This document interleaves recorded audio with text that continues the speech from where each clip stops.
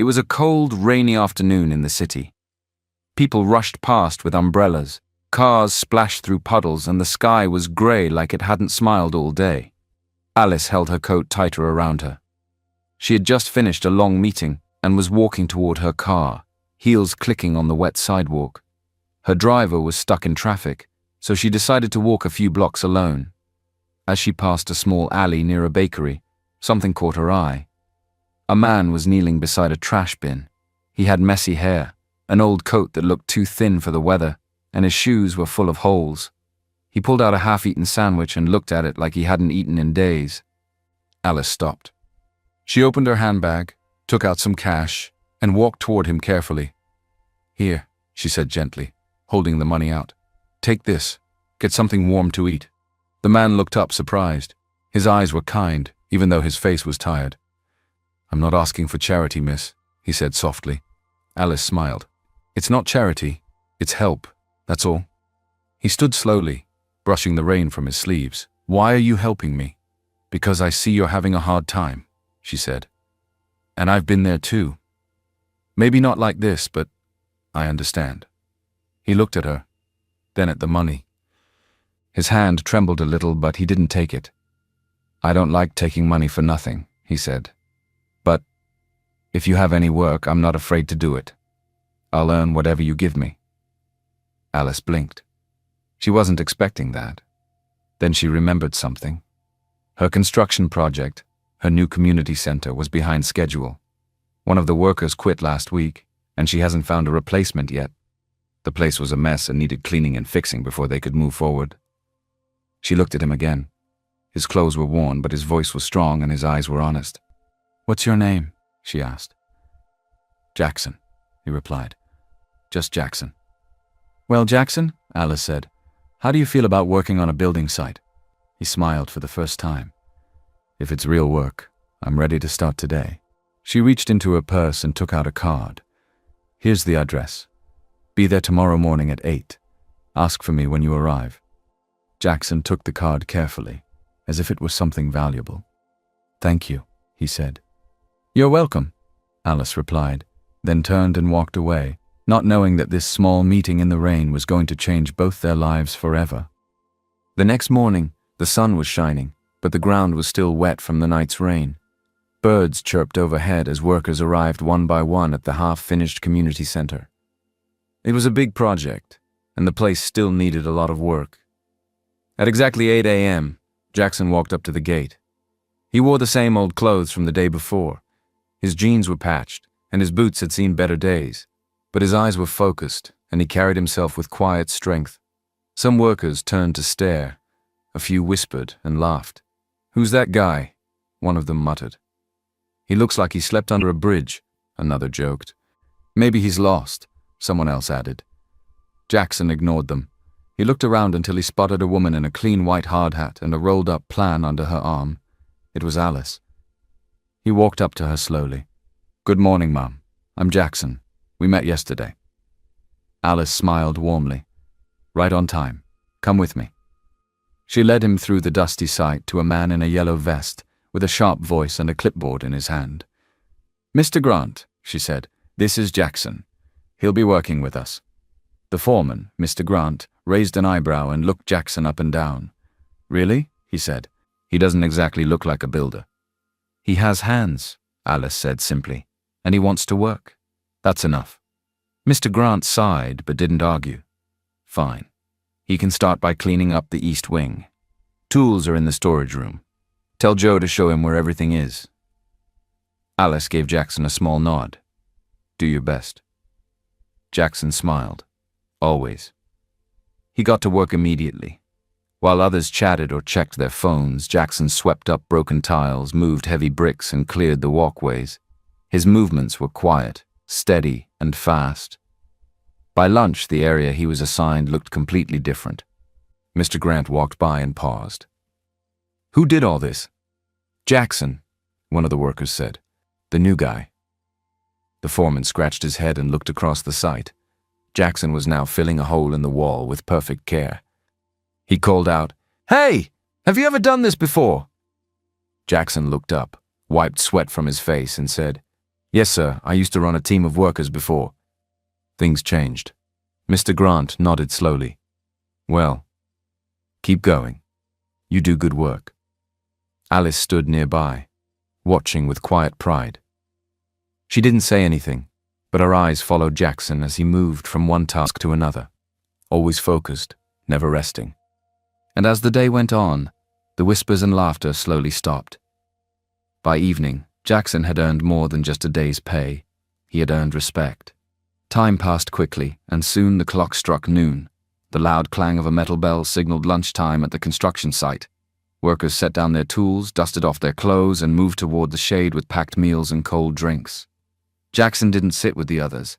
Instead, he found a quiet corner near the back fence, where a small patch of shade stretched beside an old trash bin. He took out a small sandwich wrapped in paper, something one of the other workers had shared with him that morning. Alice stood nearby, reviewing her notes and drawings.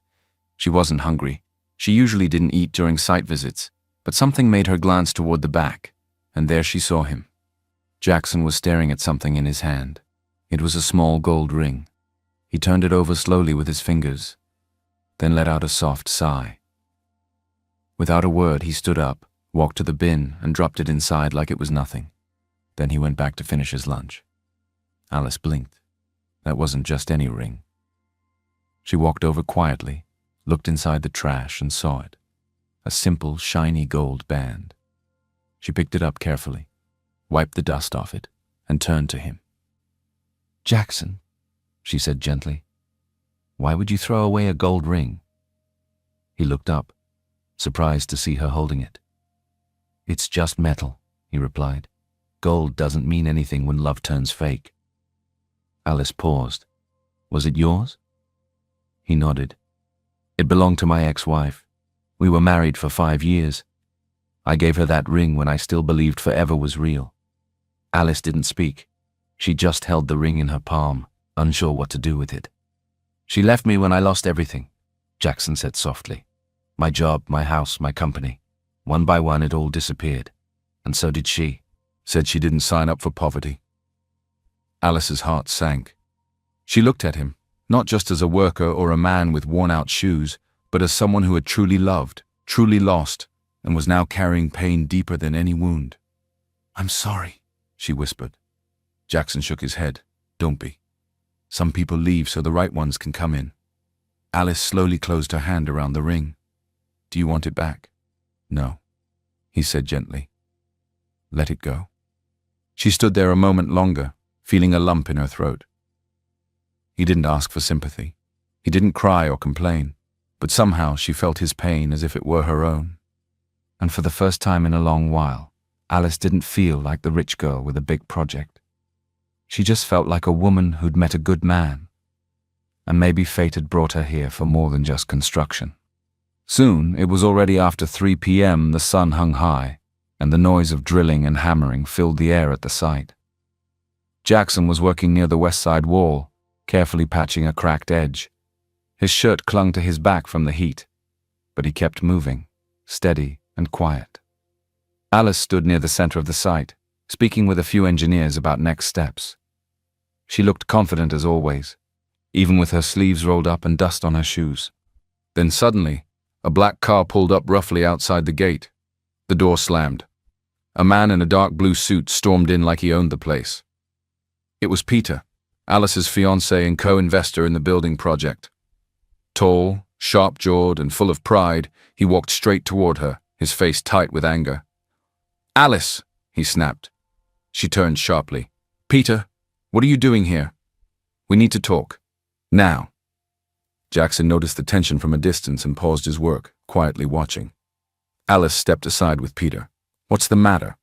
"You know what this is about," Peter hissed. "Why are you telling people I kissed Tina?"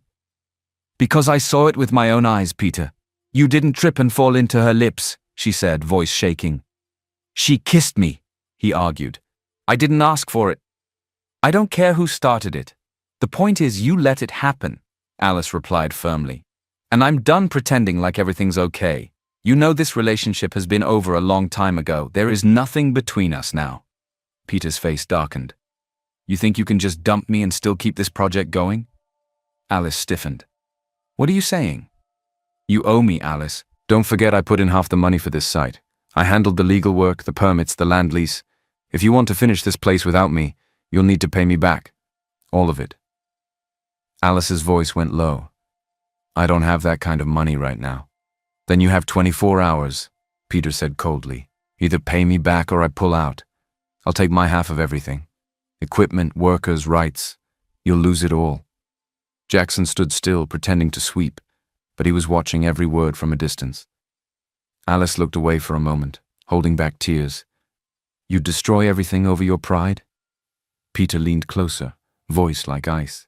For one mistake, you're throwing away years. I helped you build this dream, and this is how you repay me? You cheated on me, she whispered. That's how you ruined it. Peter laughed bitterly. Fine. Then let's end this, business included. He turned sharply and stormed back toward his car, shouting into his phone. Alice stood there frozen. The noise of the workers faded around her. For a moment she forgot she was at a site surrounded by people. She felt like she was standing alone on a cliff edge with everything she had built now about to fall. Jackson gently set his broom aside. He didn't walk over, he didn't say anything. But he looked at her the same way she had looked at him the day before, with quiet understanding and silent respect. They were both fighting battles no one else could see, and though she didn't know it yet, someone was watching, ready to step in when the time was right. That evening, after the noisy site had quieted down and most of the workers had gone, Jackson stayed behind to finish sweeping a dusty corner near the fence.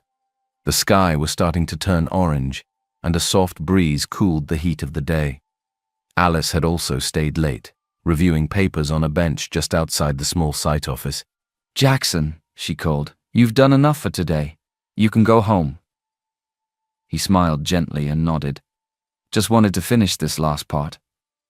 Before he could leave, a sharp voice echoed from across the street. Well, well, if it isn't the great Jackson. Jackson froze, that voice. He turned, and there she was, Fiona. She stood in a tight red dress, holding a large brown envelope. Her hair was perfectly styled, her nails freshly done. She didn't belong in this dusty neighborhood, and she knew it. What are you doing here? Jackson asked quietly. Fiona walked closer, smirking. I have been trying to reach you. I'm so glad I finally found you. I came to finally close the chapter of my sad, wasted years with you. She shoved the envelope into his hands. Those are the divorce papers with my conditions. I want the house. That's what I truly deserve after all the suffering. Jackson didn't even look at the papers. Not everything was bad, Fiona. Fiona scoffed. It was good when you were somebody, when you had a company, a future. But now look at you. Just another dirty worker on a half-finished building site. He took a deep breath. Everyone has their ups and downs. She folded her arms. I am so glad we never had any children, thank God. I wouldn't want my child to grow up with a poor man who has no hope. Those words stung more than any slap. Alice, who had heard everything, slowly stood up and walked over. Excuse me, she said, her voice firm. That man you're insulting? He's the reason this building site is still on schedule. He works harder than anyone here. Fiona raised an eyebrow. And who are you? Alice. I own this site, and Jackson is more than just a worker. I have not known him for a long time, but I can see he works very hard. Jackson looked at Alice, stunned by her sudden defense. Fiona laughed mockingly. So this is what your life has become? Being saved by your boss? Jackson stepped forward. I may be working construction now, Fiona, but I haven't given up on my future. I invested in a company, a new tech startup. It's small now, but I believe it'll grow. Fiona laughed again, even louder. Tech what? Jackson, nothing good can come from you again. You're finished. That silly dream won't feed you. I've already moved on with a man who can actually provide for me. Jackson stayed silent. He wouldn't let her poison him any longer. Alice looked at him. When do you have to sign the papers? Tomorrow, Jackson said quietly. Do you want me to go with you? She asked. Jackson's eyes widened. What? I'll come, Alice said. I don't like how she spoke to you. and nobody should have to face that kind of cruelty alone. Fiona rolled her eyes. Wow, you've found yourself a little protector now. Alice turned to her. No, he didn't ask me to, but I choose to stand with people who don't pretend to be perfect. Jackson looked down at the envelope in his hand, then back at Alice. Thank you, he said softly. Fiona gave one last scoff and walked away, heels clicking as she disappeared into the night. Jackson stood there in silence, holding the divorce papers, his past finally asking for closure. And for the first time in a long time, someone was choosing to stand beside him, not because of what he had, but because of who he was. The next morning was calm, but Jackson's heart was not. He stood outside the lawyer's office, holding the same brown envelope Fiona had given him. His clothes were cleaner today. Alice had sent someone from the site to get him a fresh shirt. Still, his hands felt cold. Alice arrived right on time. She wore a simple blue blouse and black trousers, no makeup, no jewelry, just quiet support. You didn't have to come, Jackson said gently. I know, Alice replied, but I wanted to. Together they stepped into the quiet office. A middle-aged lawyer with gray glasses and a calm face welcomed them in. Sitting across the table, already waiting, was Fiona, dressed to perfection, red lips tight with confidence. Well, she said, flipping her hair, let's not waste time. I have lunch plans. The lawyer cleared his throat. All right, Mr. Jackson and Miss Fiona, this is the final divorce agreement. Fiona is requesting full ownership of the house. Jackson, do you agree? Jackson nodded slowly. Yes, she can have the house. Fiona smirked and looked at Alice. Smart girl, following him here. Hope you're learning what failure looks like. Alice said nothing, but her expression didn't change. The lawyer continued. Jackson, you will retain full ownership of your investment in Technova as discussed. Fiona has no claim over that asset. Tech what? Fiona scoffed. That worthless little idea. Oh, please, let him keep it. It won't even cover rent next month. The lawyer paused but said nothing. Jackson signed the papers without looking up. Then he passed the pen to Fiona. She took her time.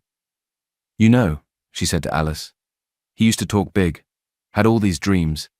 And look at him now, begging for work, still chasing fake hopes. Alice leaned forward slightly. He may have lost some things, but at least he never lost his dignity. Fiona's smile faded, just a little, but she signed anyway. The lawyer looked at them both. That's it. You're now officially divorced. Jackson stood slowly, feeling a strange mix of sadness and relief.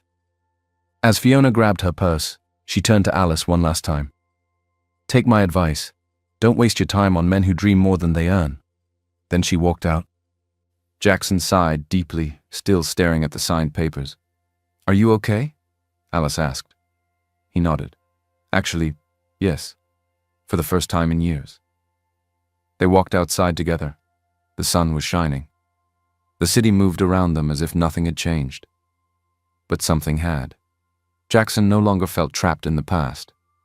And he wasn't afraid of what came next. He looked at Alice and said, Thank you. For being there. She smiled. You would have done the same for me. Neither of them said it, but something had shifted between them. It wasn't just kindness anymore. It was trust. And somewhere deep inside, a secret waited to be revealed. Jackson took a long, slow breath, as if releasing years of weight from his chest. Alice walked beside him in silence, giving him space, yet never letting him feel alone. Where are you headed now? She asked gently as they reached the sidewalk. I'll just take a bus, Jackson replied. Back to the site. Alice stopped. You don't have to go back to work today. That was a lot to deal with. Let me drive you home. Jackson shook his head. No, thank you. I want to keep working. I don't want to sit and be alone, thinking about things I can't change. Alice studied his face for a moment, then nodded. All right. But just know you don't have to act strong for me. He gave a small smile. I'm not pretending. In fact, I think this was for the best. She raised her brows slightly. Jackson looked up at the sky and then back at her. Fiona never really believed in me, not even when things were good. She liked what I had, not who I was. Alice didn't interrupt. He continued, voice softer now. I didn't lose everything by accident. I started noticing changes, small lies, late nights, strange phone calls. I suspected she was cheating on me, but I wasn't sure. He paused. So, I decided to find out. I stopped showing her money. I told her the business was failing. I wanted to see what she'd do, and she showed me. Alice's expression shifted to sadness. She left. Worse, Jackson said.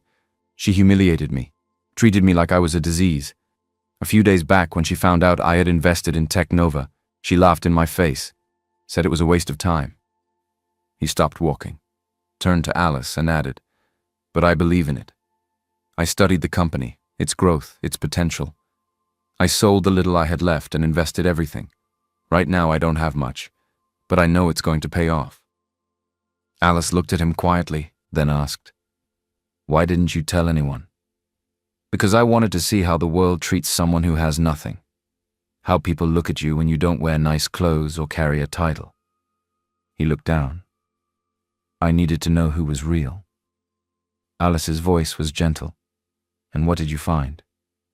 He looked at her, a hint of surprise in his eyes. I found you.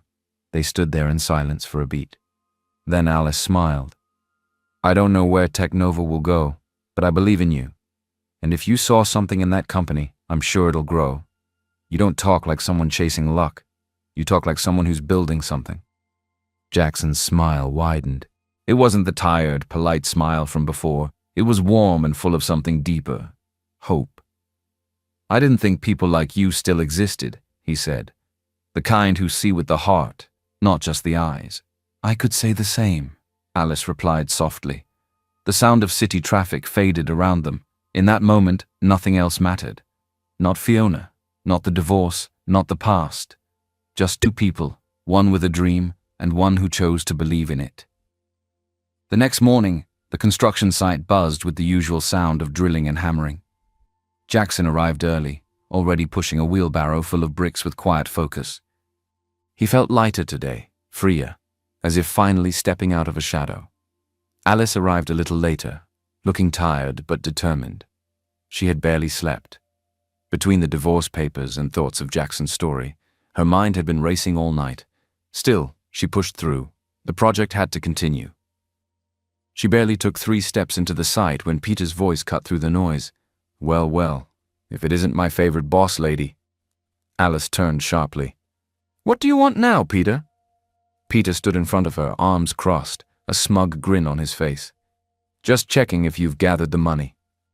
I told you before I need more time, Alice said, her tone steady. You already owe me $50,000, Peter said with a shrug. And if you can't pay it today, there's another way. Alice narrowed her eyes. What do you mean? Peter stepped closer, his voice dropping. Just one night, that's all. You come to my apartment tonight and I'll forgive the debt. Maybe I'll even bring some wine. Alice took a step back, disgusted. You're sick. I'm offering you a choice, he said with a shrug. Pay up, or enjoy a memorable evening. Alice's hands clenched. Over my dead body. Peter chuckled. Suit yourself. You've got till sunset. After that, I'll take my share of the project and walk. From behind a stack of cement bags, Jackson had heard everything. He stepped out slowly. You really think she has no one? Peter turned, surprised. What's this? The broom boy wants to speak? Jackson walked up calmly. You said she owes you $50,000? Peter laughed. Yes, and unless you have it in your pocket. Give me your bank account number, Jackson interrupted. Peter blinked. What? You heard me, Jackson said firmly. Give me the number, now. Peter rolled his eyes. You're joking. You don't even have decent shoes. What are you going to send? $5 and a handshake? Jackson pulled out his phone. Say the number. Something in his tone made Peter pause. Fine, Peter said slowly. 94835504442. Jackson typed it in carefully. Then he pressed something and held out his phone for Alice to see. Transfer successful. $50,000. Peter's mouth opened. Wait. Where did you... I told you before, Jackson said calmly. Just because someone looks poor doesn't mean they are. Some people just dress simply. Peter grabbed his phone and checked his alerts. When he saw the transfer, his face turned red. This is insane, he muttered. No, Alice said, standing tall beside Jackson. What's insane is you thinking you could buy me with money or fear. Peter looked from Alice to Jackson, speechless. You have your money, Jackson said. Now leave. Peter opened his mouth to argue, then thought better of it. Without another word, he turned and stormed out, humiliated. The workers watched in silence as he disappeared down the road. Alice shook her head in amazement, then she let out a breath she didn't know she was holding. You just saved me. Jackson looked at her, eyes warm. No. I just reminded him that good people still have backup. The sight had calmed after Peter's dramatic exit. Workers whispered quietly, stealing glances at Jackson with new eyes, no longer just the man with torn boots, but someone who had just paid off a $50,000 debt without blinking. Alice didn't say much, not yet. She simply asked Jackson to follow her for a walk, away from the noise, away from the stairs. They found a quiet street 2 blocks from the site. Birds chirped in trees, and the soft afternoon sun warmed the pavement. Alice finally turned to face him. I need to ask you something, she said gently. Jackson nodded. Go ahead. That money, the transfer, how did you get it? Her voice wasn't accusing, just curious, shocked even. Jackson took a deep breath, then smiled. Technova, the company I told you about. I remember, Alice said. Well, last night I got the news, he continued. They went public. The stock exploded. My shares, they're now worth millions. Alice's eyes widened. Millions? He nodded. I still can't believe it. I had invested everything I had left. Old savings, a few of my assets, and even sold my last car. Everyone said I was stupid. Fiona laughed at me. He looked down for a moment. But you didn't, he added softly. You didn't laugh. You didn't question me. You just believed. Alice felt her chest tighten.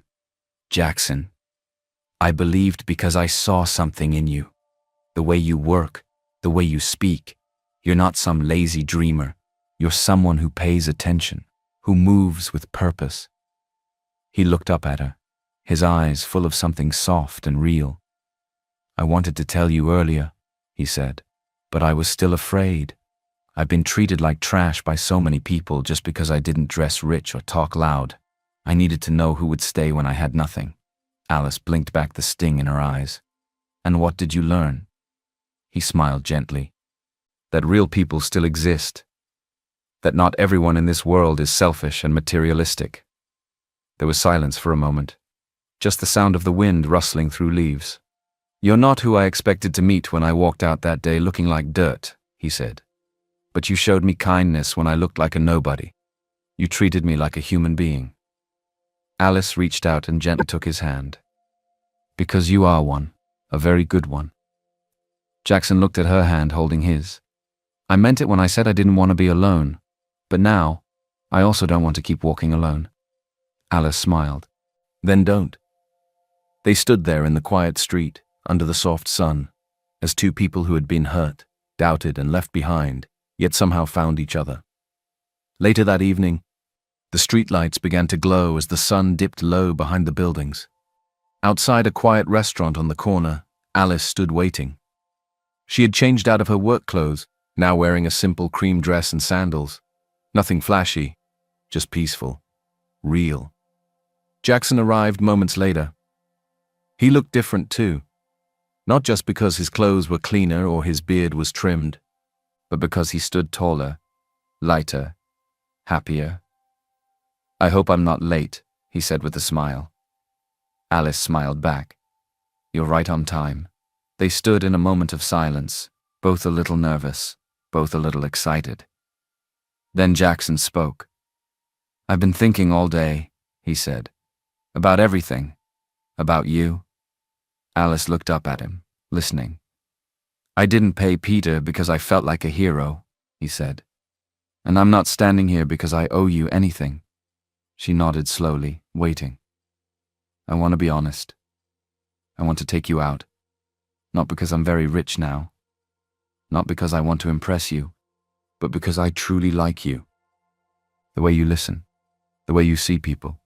I love you, Alice. Her eyes softened. I was hoping you'd say that. Jackson blinked. You were? Yes, she said, stepping closer. Because I feel the same way. From the moment you chose work over pity. From the moment you stood up to Peter.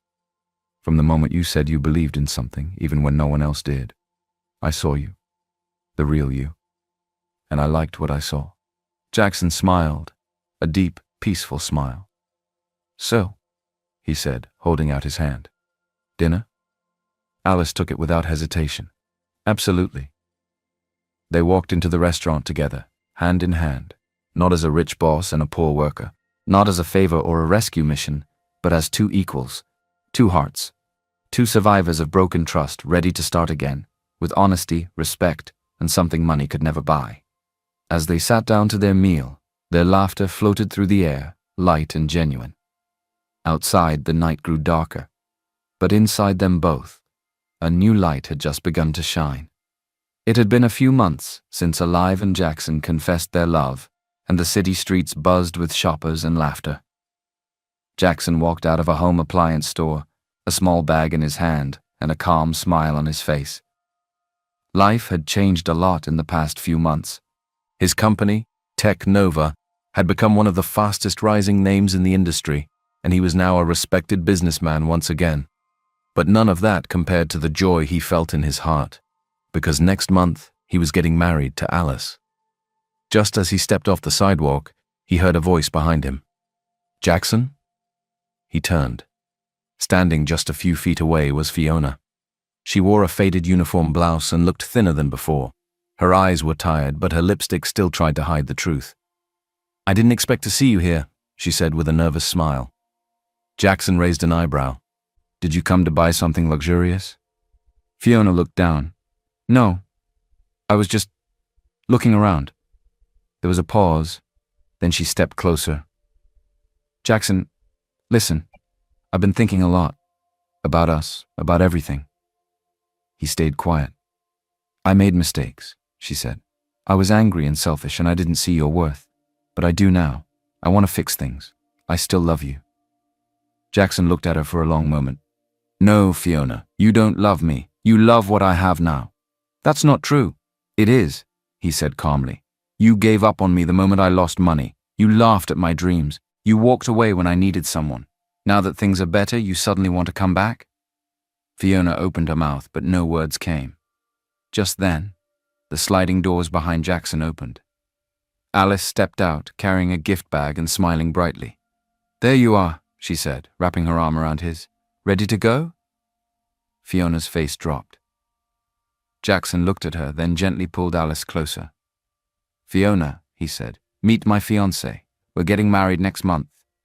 Alice smiled warmly, but her eyes were clear. She knew exactly who Fiona was. Fiona stood frozen, unable to speak. Before she could recover, a loud voice came from across the street. Fiona! A woman shouted from the store entrance. You left your post again! Break time's over! Fiona turned quickly, flustered. I'm coming. Jackson's eyes widened slightly as the truth clicked. She worked there. She wasn't shopping. She was working as a floor assistant. The woman who once mocked him for becoming a construction worker was now being scolded for standing outside too long. Without another word, Jackson turned to Alice. Let's go.